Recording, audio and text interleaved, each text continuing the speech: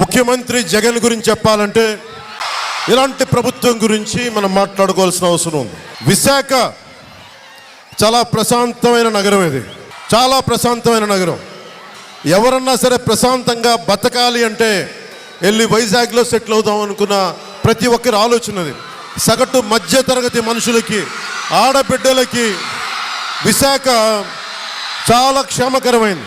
అలాంటి విశాఖ ఈ రోజున గూండాల మధ్యలో, కబ్జాదారుల మధ్యలో, భూమిని అడ్డగోలుగా దోచుకుందామన్న గూండాల చేతుల్లో, రియల్ ఎస్టేట్ రాబందుల చేతుల్లో ఇరుక్కుపోయి విలువిల్లాడుతుంది విశాఖ. అలాంటి విశాఖకి నేను ఈ రోజున జగదాంబ సెంటర్ నుంచి నేను మీకు మాటిస్తున్నాను.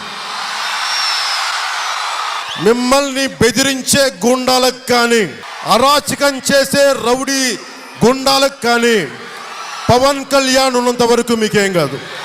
తోలు తీసేసి కింద కూర్చోబెడతాం, కాలు కీలు తీసి కింద కూర్చోబెడతాం.